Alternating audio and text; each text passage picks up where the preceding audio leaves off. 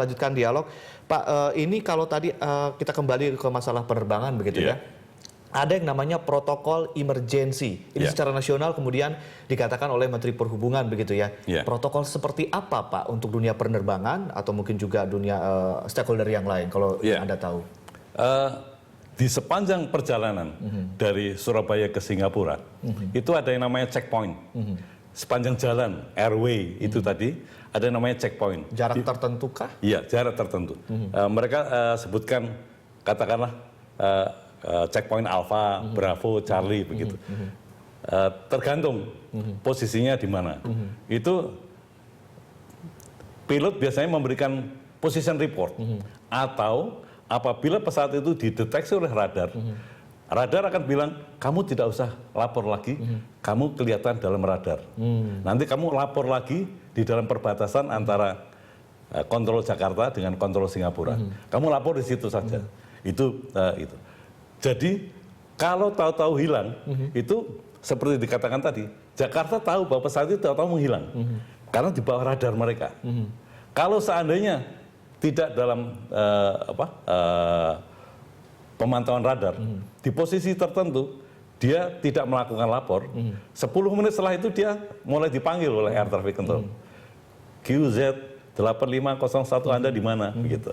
Nanti kalau setengah jam dia belum respon, mulai SAR akan diberitahu. Setengah jam setelah pemberitahuan pertama, itu protokolnya. Setelah itu apa lagi nih Pak? Kalau di 1 jam nggak ada berita lagi, dibilang hilang. Baru dinyatakan hilang. Jadi untuk dinyatakan hilang ada beberapa tahapan-tahapan sebelumnya begitu ya Pak ya. Oke, ini akan masuk ke masalah komunikasi nih Pak, jalur komunikasi. Saya orang awam Pak, dan juga mungkin banyak juga pemirsa yang juga mungkin belum terlalu mengetahui bagaimana teknis di industri penerbangan. Apa kemudian protokol komunikasi atau SOP untuk komunikasi sebuah pesawat seperti apa Pak? Pesawat Airbus 320 dan juga pesawat-pesawat lain standar. Standarnya sama? Iya, itu membawa peralatan komunikasi VHF, Very High Frequency Communication. Itu biasanya bekerja di 125,7 MHz Jakarta Control. Itu tidak cuma satu, ada 3. VHF 1, VHF 2, VHF 3. Itu masing-masing di supply, masing-masing mendapatkan jalur listrik yang lain. Berbeda-beda. Khususnya nomor 1, itu selain dari generator pesawat, dia juga dari baterai. Jadi kalau listrik pesawat mati, selama baterainya masih ada, VHF 1 tetap hidup. Kontak dengan Jakarta Control, dengan Surabaya, itu memakai VHF. VHF 1, VHF 2. Selain itu juga membawa 2 HF, High Frequency Communication. 1 dan 2. Dan ada lagi yang untuk mendeteksi pesawat itu berada di mana, itu ATC Transponder, Air Traffic Control Transponder. Kalau seandainya pilotnya tidak sempat ngomong, terjadi emergency, dia tinggal putar kode-kode tertentu, katakanlah 7700 emergency. Dia putar 7700, Air Traffic Control langsung tahu pesawat ini dalam emergency. Dalam emergency. Dalam keadaan emergency. Jadi ada 4 lapis untuk komunikasi untuk standarnya gitu ya. Dan masing-masing tidak cuma satu, ada backupnya. ATC Transponder 1, ATC Transponder 2. Transponder 1 rusak, klik. Secara sederhana mungkin begini, ketika saya tidak bisa menghubungi rekan saya bisa SMS dulu. Handphone mati, saya bisa mungkin lewat sosial media atau lewat internet. Begitu, ada beberapa jalur komunikasi seperti itu. Apa yang terjadi ketika hilang mendadak seperti ini? Ya, ini saya tidak mendahului dari pihak-pihak yang sedang search and rescue. Itu terjadi hal yang sangat luar biasa. Di mana? Tapi apa yang terjadi ini memang keempatnya mati bersamaan ya?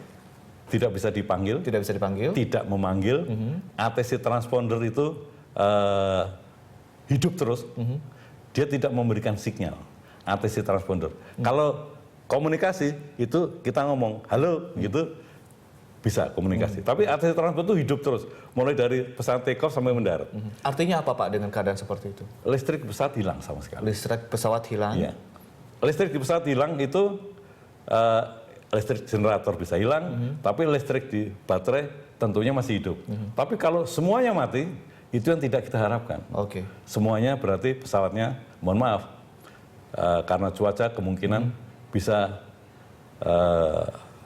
cerai-berai di atas. Cerai-berai di atas. Itu adalah mungkin kita masih berharap yang terbaik. Tidak terjadi. Tidak terjadi begitu ya. Saya pribadi berharap itu tidak terjadi. Tapi analisa dari keempat protokol untuk komunikasi hilang secara bersamaan adalah itu tadi kemungkinan terburuknya begitu ya. Baik, Pak Randy, nanti kita juga pasti akan berbicara mengenai detail mengenai dunia penerbangan. Tentunya kita juga berharap untuk bisa menganalisa apa yang terjadi. Oh ya, satu lagi. Pesawat itu dalam jangkauan radar Jakarta. Kalau dia tidak sempat memberitahu Jakarta, saya dalam kesulitan begini, itu terjadinya mendadak. Oke. Terjadinya mendadak, sangat mendadak. Jadi tidak ada kesempatan bagi pilot untuk memberitahu. Dia mendeklar, katakanlah dia menghidupkan ATC transponder yang dia nggak perlu ngomong 7700 atau apapun. Supaya dunia tahu, air traffic control tahu, saya dalam masalah itu. Dia tidak kerjakan itu dan dia tidak memberitahu air traffic control. Tidak sempat. Bisa diduga seperti itu begitu? Saya duga seperti itu. Berarti kejadiannya sangat mendadak dan membuat pilotnya tidak sempat bisa ngomong. Sempat. Tapi kalau kita lihat katanya dari Airbus sendiri memang ini dilengkapi dengan alat-alat digital yang sangat canggih. Ini Pak bagaimana nih Pak? Apa bedanya nih? Ya itu yang saya katakan tadi. Fail safe-nya sangat hebat. VHF komunikasi aja ada 3 tambah 2 tambah transponder. Terus ada juga yang sampai saat ini saya tidak habis pikir. Ada yang namanya ELT, Emergency Locator Transmitter, ELT, Emergency Locator Transmitter. Itu akan otomatis memberikan sinyal manakala mendapatkan benturan atau masuk ke air. Kalau dia masuk ke air, dia otomatis akan hidup. Emergency Locator Transmitter. Ini juga nggak ada? Sampai sekarang, kalau seandainya itu dia langsung hidup, kita tahu pesawatnya ada di mana. Ada di mana. Oke. Basarnas langsung tahu. Dia punya alat untuk mendeteksi bahwa ELT itu energized atau ELT itu jadi hidup. Masuk ke air atau impact. Baik, Pak Randy, kita akan berbicara detail lagi. Kita akan sambung setelah jeda yang satu ini tentunya. Dan pemirsa, breaking news berita 1 akan segera kembali untuk Anda.